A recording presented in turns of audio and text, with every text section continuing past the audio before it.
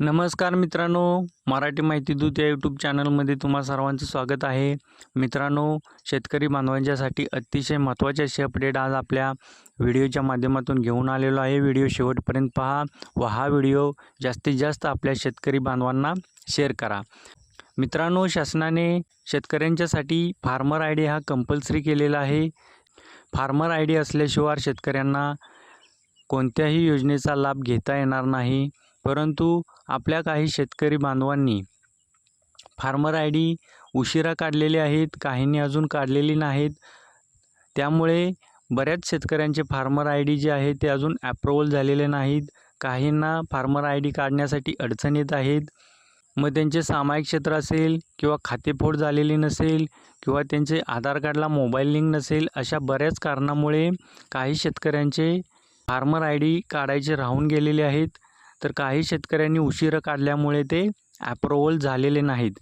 त्यामुळे अतिवृष्टीमध्ये झालेल्या नुकसानीचे पैसे त्यांना मिळालेले नाहीत. कारण शासनाने फार्मर आय डी हा लाभ घेण्यासाठी शेतकऱ्यांना कंपल्सरी केलेला आहे.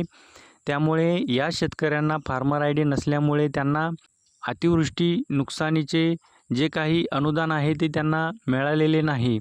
तर शासनाने अशा शेतकऱ्यांच्यासाठी शासनाने निर्णय घेऊन ज्या शेतकऱ्यांना फार्मर आय डी काढलेला नाही किंवा अडचण आहे, अशा शेतकऱ्यांना अतिवृष्टीचे त्यांचे जे अनुदान आहे ते मिळण्यासाठी ई-KYC करण्यास सांगितलेलं आहे. व ही ई-KYCची प्रक्रिया आता सुरू झालेली आहे.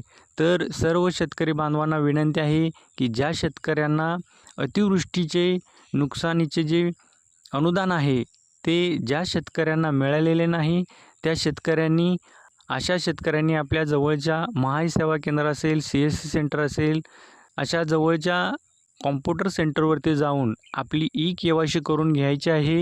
ही ई-KYCची प्रक्रिया शासनाने आता सुरू केलेली आहे.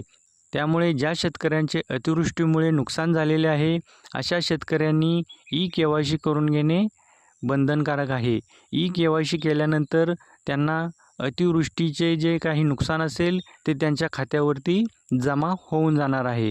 तर मित्रांनो, अतिशय महत्त्वाचे असे अपडेट आज आपण आपल्या व्हिडिओच्या माध्यमातून घेऊन आलेलो आहे. हा व्हिडिओ जास्तीत जास्त आपल्या शेतकरी बांधवांना शेअर करा, जेणेकरून त्यांना या गोष्टीची माहिती मिळून त्यांना आपल्या शेतकरी बांधवांना याचा फायदा मिळून जाईल.